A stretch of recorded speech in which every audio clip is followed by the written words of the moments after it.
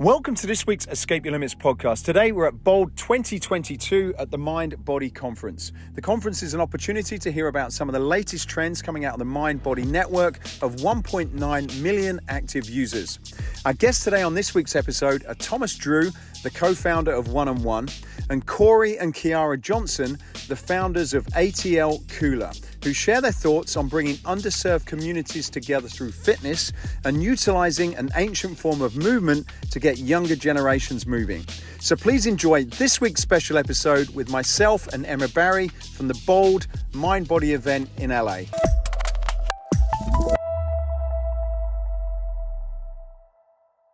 We got New York in the house. Hey, we got Thomas Drew, who is co-founder of One and One, which you're going to tell us about, and you're doing some incredible work toward the underserved, overlooked BIPOC community. So tell us a little bit about your business, which you founded 2017, I want to say. Yeah, so it's been a journey. 2017, funny story, it wasn't called One and One. The first name of our company was actually Baby Fitness, which... Right, wow, it's a little bit of a pivot. Which it was an acronym. It stood for Be a Better You. Okay. And my co-founder and I, Corey Lewis, we started it as like an athleisure company and sold digital products. But we kind of had this epiphany because of a friend, and he was like, there's not a lot of content and media and even technology that are speaking to the type of people that you guys are that you think need to be spoken to. And then so we kind of had that moment, and in 2019 we shifted it to focus on media and content and community and now technology.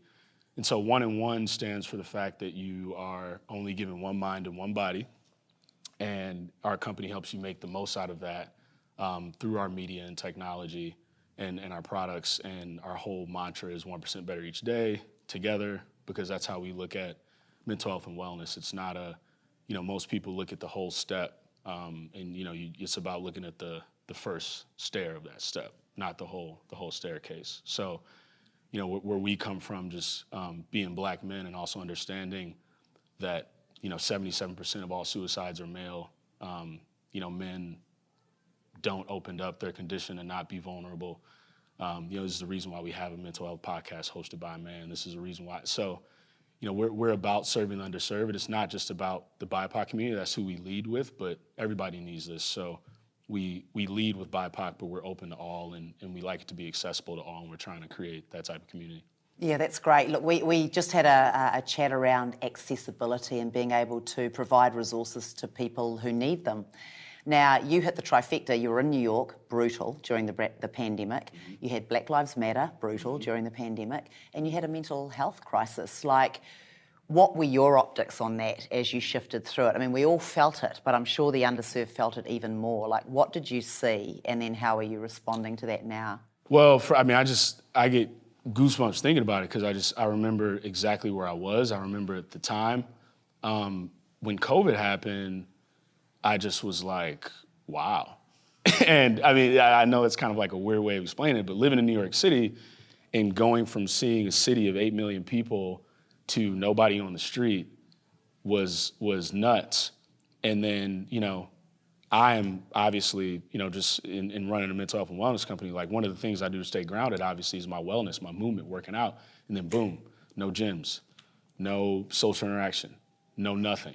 And so my co-founder and I, we literally, before, it was hard to get equipment and stuff on Amazon, because all that stuff surged. Like, we got a mat, we figured out an at-home workout system, and with our business, it made our business and what we were doing more relevant, because we were talking about mental health and wellness, and with that lens that we do, mind first, body second, in early 2019.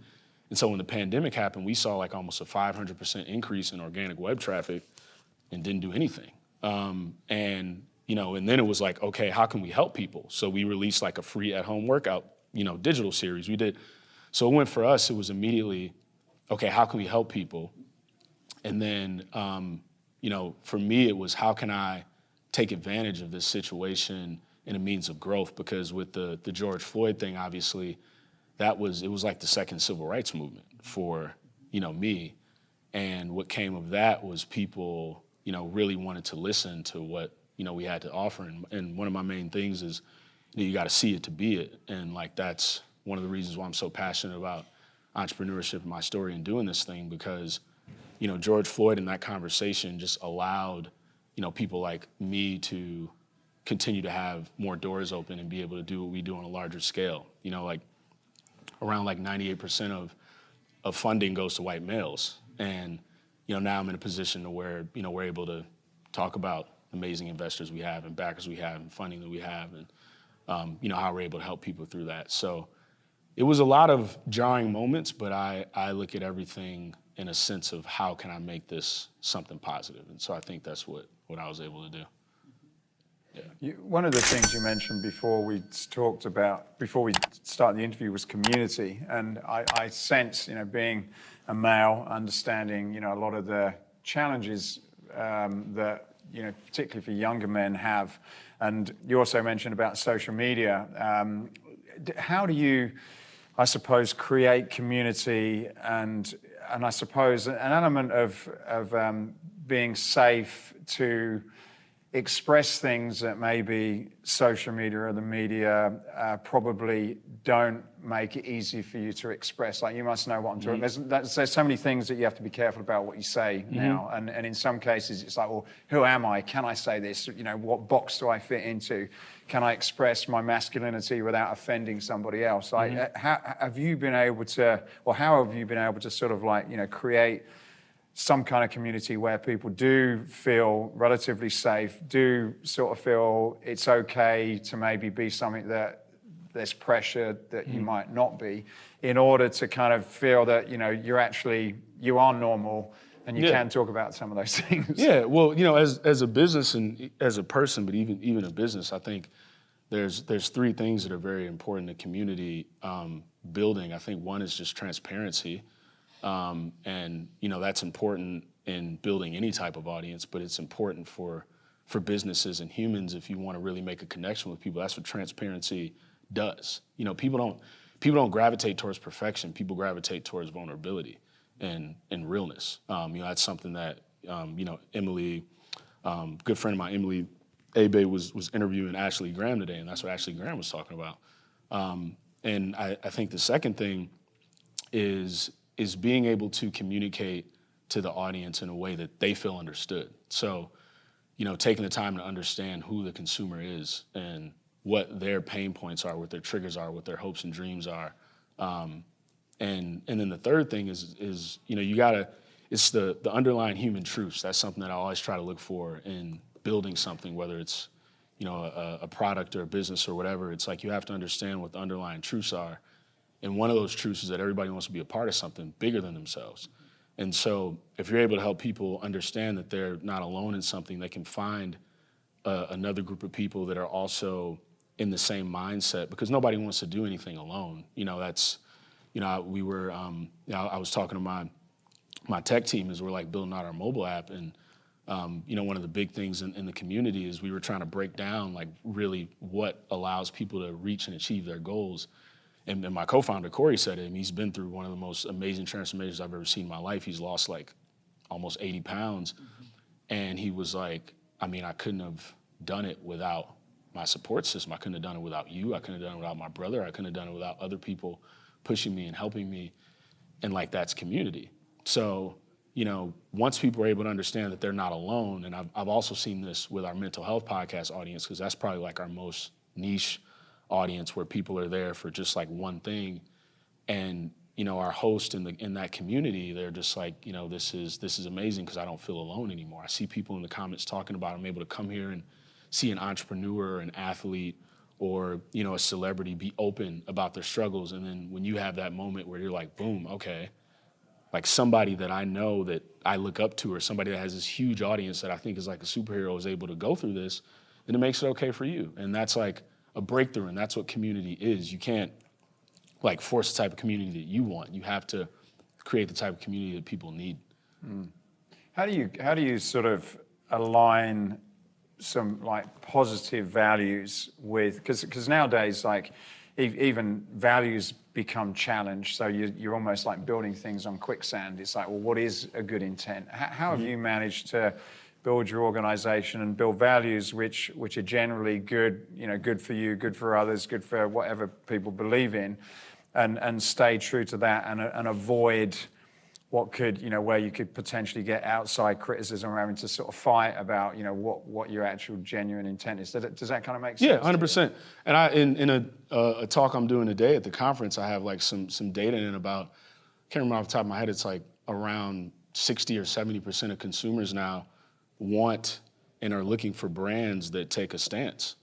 So when you start a brand or a business, whether you're a brand yourself or you have a company, you have to figure out what your values are. And we have internal values and external values. We have internal company values and we have external, like consumer facing. And the external consumer facing is, inclusivity is a huge one. Really being focused on a product that is consumer first, whatever it is another value that's external. Some of our internal stuff, it's like, one of my favorite ones is all news is good news, meaning, if we have good news at the company internally, that's amazing. If we have bad news, that's good because we get to fix it. So it's like, I found out that if people that work for you are intimidated by you as a leader and they feel like they can't bring you the bad things, then those things don't get fixed. So like all news is good news is internal. Like another, internal thing is like I have a zero tolerance policy and like, my people and who, work for us, it's all virtual. I'm exploring ways where we can kind of build that in person, but I have like a zero tolerance policy for anything that is even borderline sexual harassment or making anybody feel uncomfortable, because I'm very keen on representation.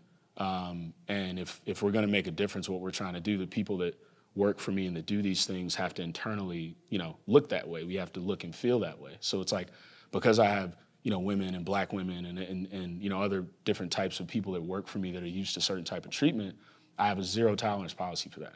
And, I was talking to someone that I interviewed that I'm gonna bring on at the right time, and she just was like, it just made me feel so amazing for you to be so upfront about the internal values of your company, and that was one of the main reasons why I wanna leave where I'm at and come work for you right now. And so, if you set that and you hold to that standard, then that informs your communication, that informs your brand, that informs, what you do internally.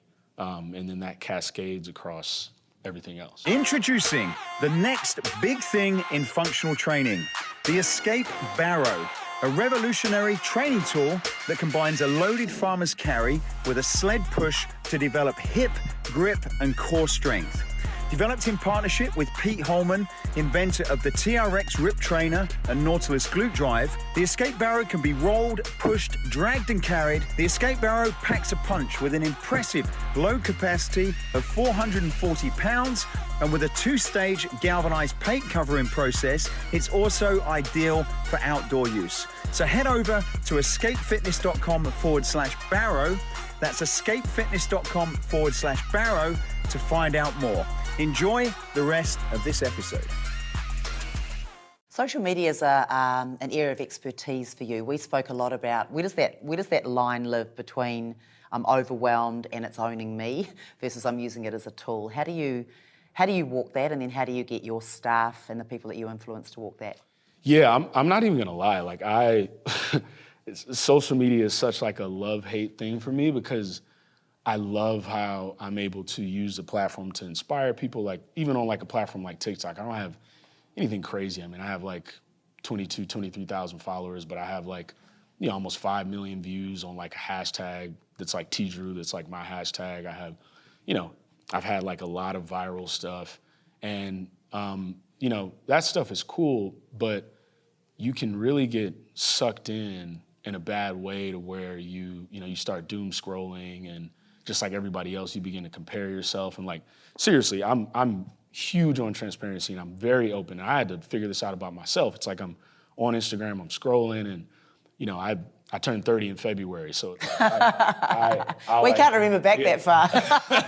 So like I'll like see an entrepreneur and it'll be like, 24-year-old entrepreneur sells, his or her company for, $500 million, blah, blah, blah. And I'm like, oh my God, I suck.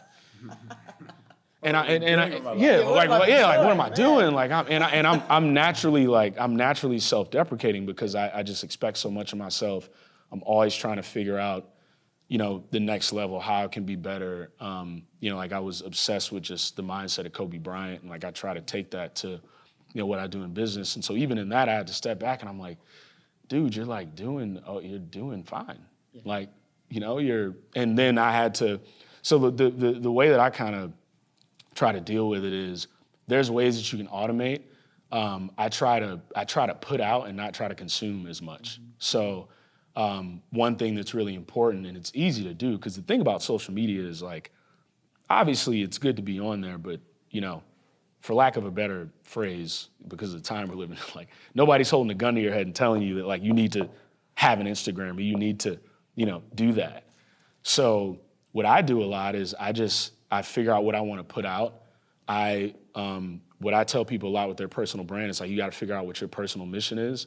So when people come to my page, I want them to feel better, after they have left my page and when they came. So instead of me like posting a whole bunch of stuff about what I've done or like all this and like, I post inspirational quotes. I post like my thoughts. I post things to help people. I'll check in every now and then and say like, hey, for the people that follow me, for me that want to see my faces when I'm doing, if you really want to see my face, you can go to TikTok.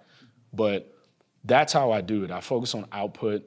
I cleanse my feed. So when I go through and look at my stuff, if there's any piece of content that I see that makes me feel the way I don't want to feel, I unfollow it. Mm-hmm. I don't want to see it. I love that. It's purpose-driven, not likes-driven, or validate me, or a competition. The 24-year-old. Yeah, it's like the only, and that's kind of what social media has done. It's like it's created this whole dichotomy of fast success, and that doesn't exist. Like fast money is not sustainable. Fast success is not, like a house that goes up fast comes down fast always, and people don't. Especially Gen Z too, like, and they're like, oh my God, I'm 20 and I don't know what to do. I haven't made it yet. Yeah, just because they saw and it's like, we're living in an age of people that make money off of courses that have never done the thing. Yeah, it's right. Like, people ask me all the time, like, you should make a business course. You should sell this, you should sell that. It's like, I'm focused on what I'm doing. I'm focused on bringing something to the world. Of course, I could help people just because of what I've accomplished so far, but I want to get to a certain point with the business where we've made an impact and we're doing what we need to do from a technical and financial standpoint. I don't want to do a course. I just want to give away everything I learned for free so I can pay it forward. Because you know why? 98% of people aren't going to do it anyway. Mm-hmm. So it's like, that to me is what it's about. And so with social media, it's like, you want to use it as a tool. You want to control it and not let it control you. Because the thing about it is they've designed these algorithms with like the smartest psychologists and builders in the world. Like it's crack. Yeah, it is. And it's the dopamine and like all these other things. So it's like, how are you controlling it? How are you using it? You can inspire with it. You can make money with it. You can build community with it. But what is your why? Why are you on there? Mm-hmm. What is your personal mission? And are you doing that? Like, are you using social media right? So, and then I take detoxes too. Like if I feel like I get too into I'll just get off. Yeah, and I always feel better after. It's just like, when you don't want to go to the gym, the times I don't want to go to the gym, I always feel better afterwards. I've never felt worse after leaving the gym. And let's normalize what it's like to be a childhood star. If you peak at 20, you got a lot of life left. If you're not purpose-driven and what you're doing is really helping the community. I mean, we've all seen the mental health and, the demise of many people who get a lot quickly. I mean, we don't talk about that so much. It's only, I've got $1 million, I've got 1 million followers, whatever it is. It's very interesting. It's not balanced. Yeah, and it's the pressure, because it's like, okay, if you're not aligned with your values and what really matters to you, you're always going to be chasing like the next thing. And I've found that within myself, just because I'm a very, like motivated and obsessive person with like what I work on, and like I'm never satisfied. That's part of the reason why I feel like I'm going to continue to just, get to where I see myself going in the world. But the other thing is, gratitude. It's huge. Like people ask me all the time, like, are you happy? And I'm like, I'm grateful, like gratitude is a choice. Happiness can do this, and because we're human, like we're people. Happiness goes like this, but you can choose to be grateful every day. You had a great saying. You said, if we're well, if we're not well, if you're not well, you think, Yeah, no, I mean, this is like one of my favorite things. It's like you know, a healthy person wants 10,000 things and a sick person only wants one thing. I love that. It's like, yes. Yeah, it's like, you don't really understand it until like you've been there, you know? Like, and I've had like just things with my health that happen and just like other things and people in my life, you know, that passed away earlier than they should have. And that really did a number on me because, you know, like my late uncle, I love him to death, but as soon as he like figured out that he was on his way out, all of our conversations were about regret.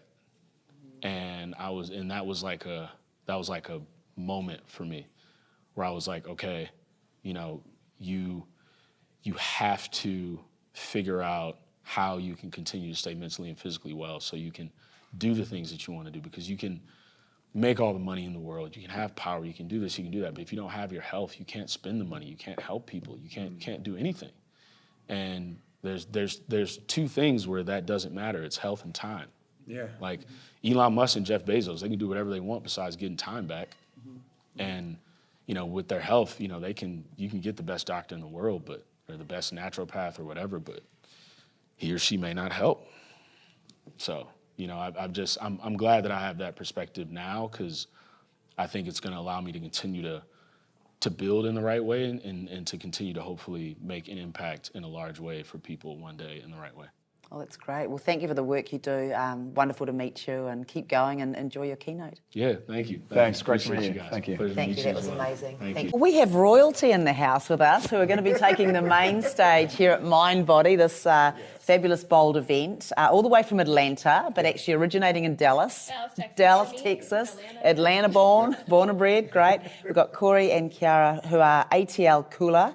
Now, you've got four genre with under one roof, but you have a whole story, and we've got to unpack both of those. First of all, there's a romance here, so we want to hear about that. Then let's hear about this wonderful movement that you have in a facility, but actually reaching into the community. Absolutely. So how did you meet? How did this happen? I'll let you. Yeah. You know, When I moved to Atlanta 8 years ago, I met up with a friend who I went to college with at the University of Miami. And that friend has known Corey since high school.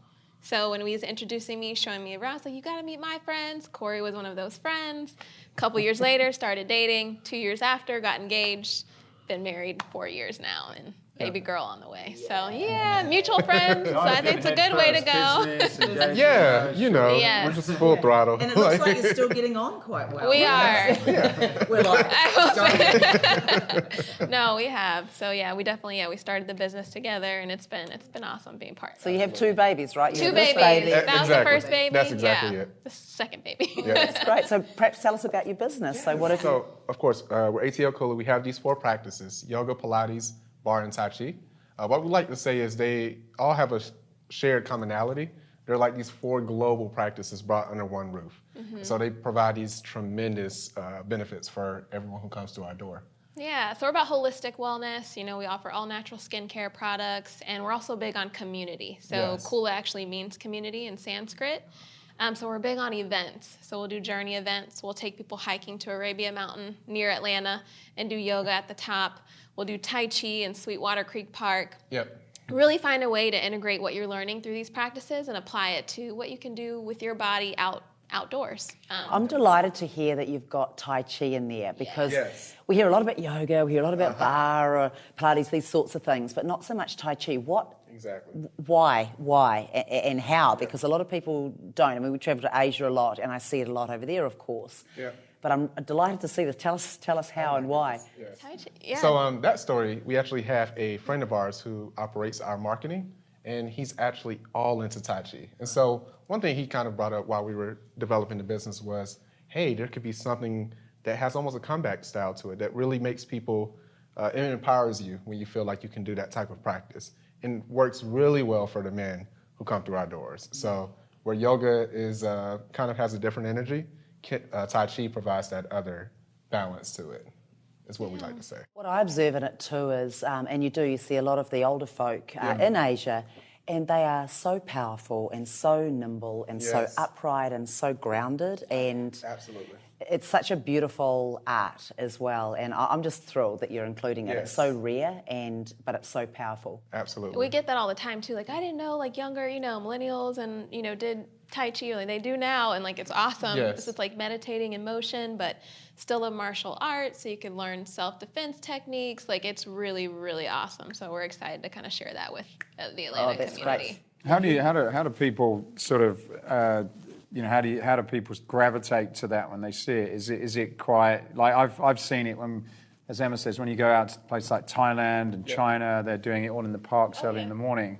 Is it something that once people see it, they get kind of hooked on it pretty quickly? What's the retention of something like that? Retention is really, really good. Yeah. One thing we do to even get the word out is we have a performance every year. So everyone who takes the class, you're building up to the Lunar New Year performance, where we do Tai Chi on the green. It's You did a amazing. 24-form sequence, and it's awesome. And I think people see that and they get excited and they want to try something new, whereas they might have been a little intimidated before.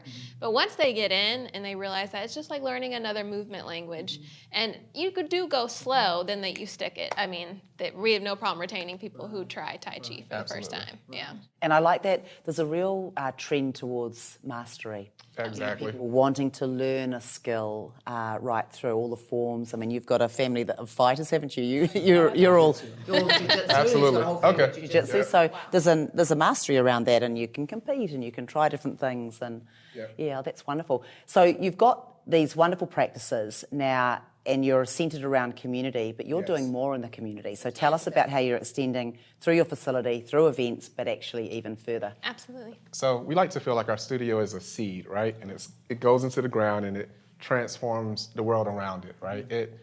It's just a starting point with these practices. So then what we're doing is, for people who can't make it to our studio, but who live in these communities around, we're going out, we're providing these classes for free. We're going in and leaving like permanent investments that make people well. Kind of like building these gardens and our hiking trail that we're announcing pretty soon. It's going to be exciting, yes. So it's huge. So Wellness Wednesdays, we took over that class in Atlantic Station, right in the middle of this big green park in this mixed-use development. It's our third season hosting it. We've probably reached over 3,000 different people within those 3 seasons. Wow. And this season we launched it with the Kula Foundation. So that's our nonprofit arm. So we've been fortunate to get some awesome sponsors like Microsoft, Lululemon. MindBody's been great for outreach and the software, amazing software we use to reach many different people. And with those proceeds that we've raised, we'll be officially launching and beautifying the Kula Foundation Trail in the city of South Fulton, where he grew up. And that's an area that isn't as likely to have a hiking culture as some areas of Atlanta, predominantly African American. So we're trying to get people outdoors and to be one with nature, get your family and friends out every weekend, and that's huge for us, yeah. What was it's a great concept and idea. It obviously takes a lot of energy, normally people sort of do those kind of things once the business is up and running and you've done it. Like what was the motivation for you guys to want to kind of have this business where you've got a for-profit and then a non-for-profit? I think we started March 14th, 2020. At that time, that rings a bell. It does ring a bell. At that time, it was just restriction on large groups. So we opened, and I kid you not, that week we closed. And I think it was just reflecting on what we really wanted to do and how we really wanted to create value that got us there faster. So through the pandemic, you realize how different racial groups, different age groups were just disproportionately impacted. And so while we're building slowly, given the insanity we faced, building a studio community that's special, there's so many people that can't make it their time.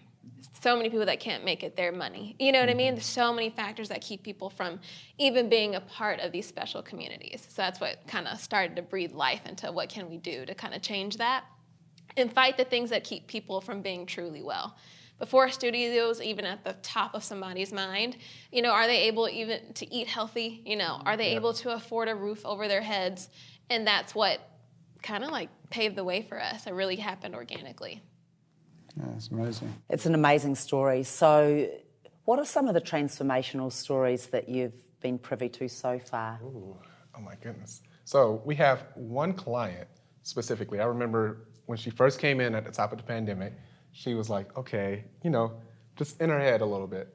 Just from practicing with us over so many months, it's like she's a brand new person. And I know that's a small story, but it means a lot to us because we're really trying to make that individual impact in a person. So we feel like if you come to us Monday through Friday, it's going to ultimately lead to an amazing transformation in you. So that was already been amazing for us on an individual level. Yeah, and every Wednesday we meet people who drive from all over Atlanta, not just within the perimeter. They might drive 45 minutes away for that one class. Maybe they have the gas for that one class and not a lot else, but they come to Wellness Wednesdays at Atlantic Station. I mean, they'll come up after saying, I've never been comfortable to do this kind of practice. Thank you so much for hosting this. And we're just excited to get to the real change. So we'll officially commemorate that trail on October 15th of this year with a big community day. During that day, we'll teach people how to start gardens. We'll teach people how to build a tiny home. Corey's a civil engineer, so he'll be doing that and just applying that skill set and just teaching people that way. Yep. And as well, we'll be hosting, wellness classes focused on mental health. So yeah, excited to hear more transformational stories through that community day as well. Yeah. One of the words that's come up again and again in our podcast today has been access, giving people access to resources that perhaps they didn't have, and also unpacking them in a way that they can pick them up, because you even spoke of the trail. We're perhaps going into communities where hiking's not a thing. I mean, it's not Malibu, and we're not sort of, everyone's sort of out with their little Lulu, whatever. It's like, so how do you're creating these roadways, these trails into access, but then how do you get people to take that first step? I mean, obviously you've got this big event and that's bringing in people because they feel comfortable. How are you doing that? Because that's a big thing. Awareness, as we know, it can be very expensive and hard to create. It's taken partnership. I mean, it really does take companies like MindBody, and it does take Microsoft and Lululemon to help use their platforms for businesses that are meeting local needs, where they may be, focused on more substantial, huge projects. Let us be that arm for you. So I have to give credit to our partners to get the word out. And then also just representation, leading with our unique story, being married, being African American, being in Atlanta, Georgia, and being that representation alone helps. We're able to reach voices and listen to people that maybe haven't been heard before. So definitely partners, and I would say those two things. And I will say also, social media has been really good for us too. So this is where we take our show kind of on the digital road.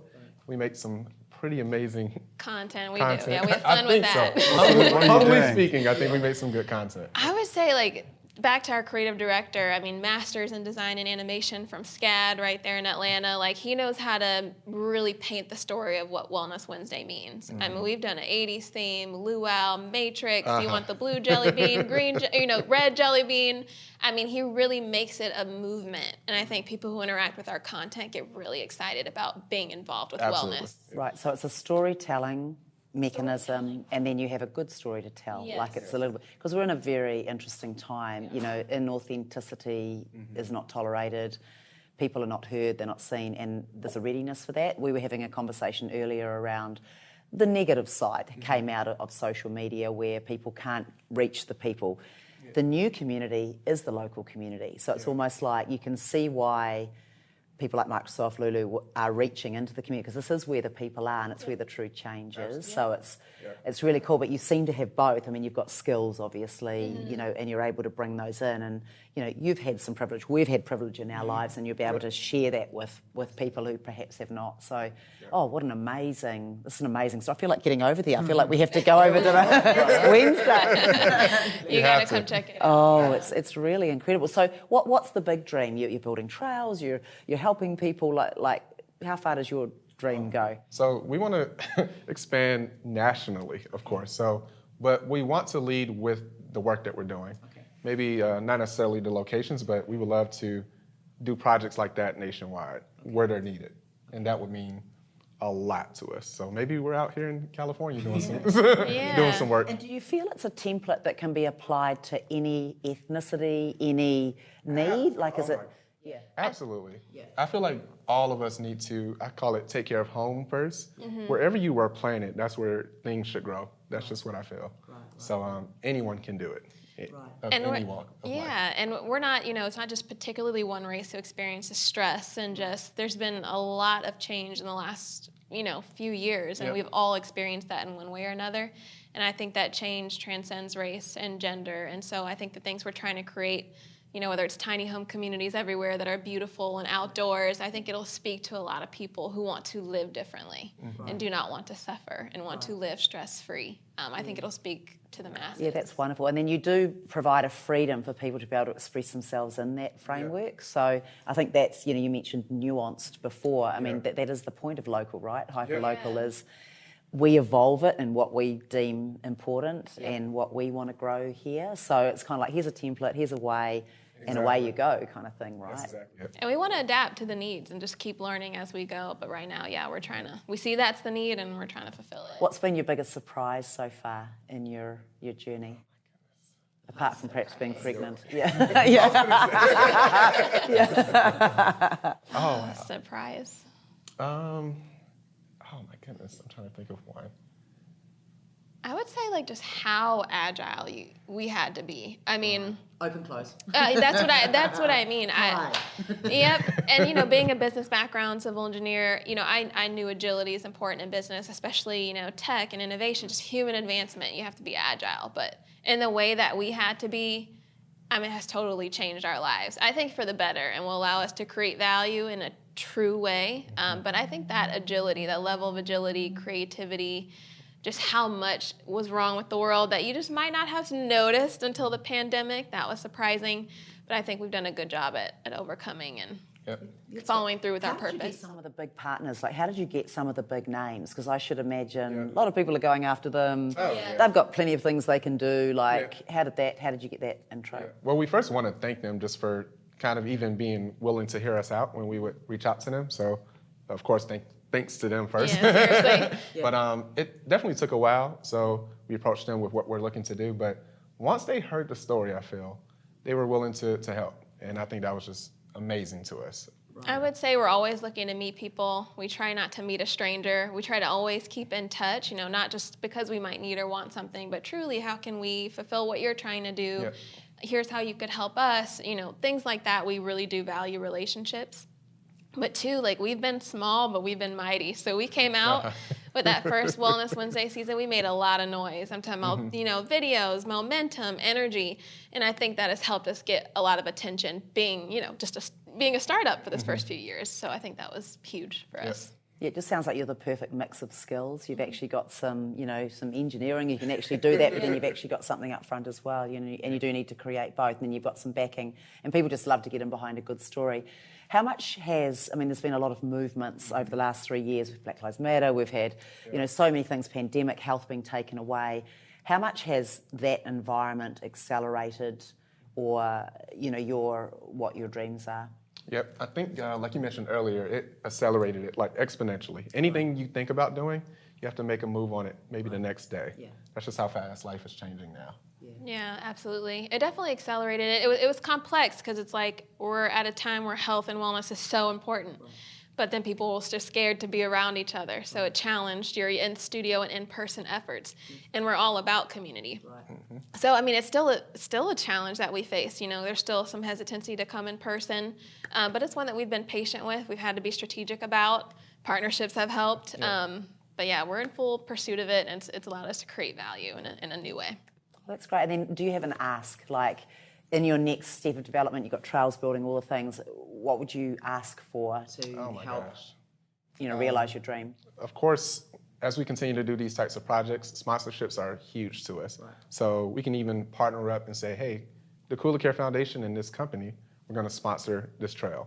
Right. Or whatever. Sponsor this garden. Exactly. This tiny home community. And we're big dreamers, so big partnerships would be our ask. And you know what's awesome about what you're doing is it pulls in so many segments. This is the first, we're feeling it in all the podcasts we've run today, but you're reaching into housing, into community, into building, into gardens, that pulls in so many different segments and opportunities to work together, which I think is the new community, right?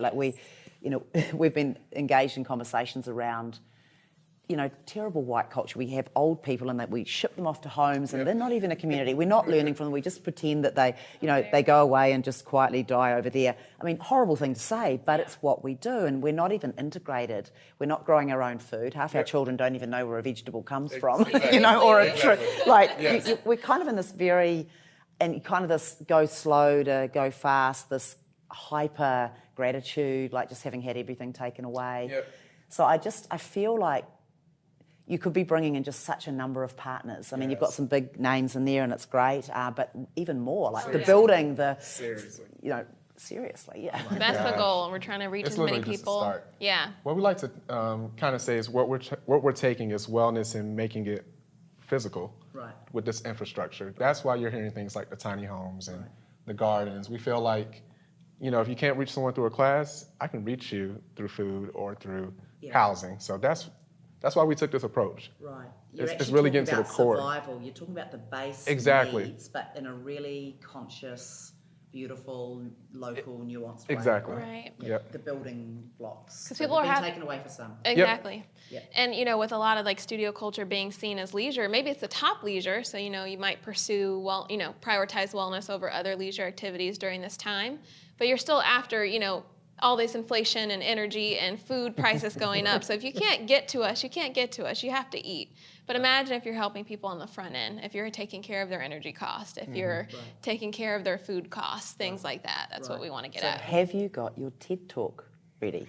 We need one. We need to start doing something. I'm really I understand. We need to. We need to. Because Yeah. I think this lights so many fires under so many people trying to do good, not knowing how. You have the vehicle and the ability to tell that story. Yeah. Don't you think? I mean, it's amazing.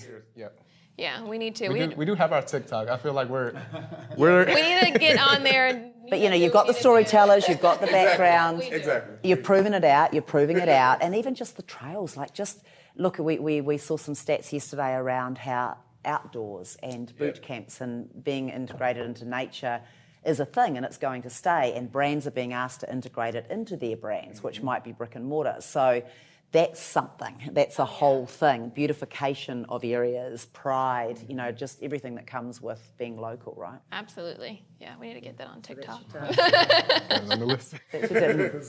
I'm sure you don't have much to do, but add that. Nope. Got to put it on. Any final questions from you? That's excellent. Well, thank you. Yeah, well, thank you very much for coming over, and good luck with everything. We Thank you seriously for having appreciate us. Look forward to getting you out here again. Yep. No, same. We're going to have you out to Atlanta one day. Let's do it. We'll have to make it happen. Sounds good. Congratulations. Yeah, Thank thanks. you. I appreciate Great to it. meet you. Thank you very much. You Cheers. too. All right. Thank you. Thank you so much for your story. Hey, I hope you enjoyed this podcast. If you did, then please go over to iTunes and subscribe to the Escape Your Limits podcast. Leave a review, leave a comment. It really would help us a lot to continue to keep these going.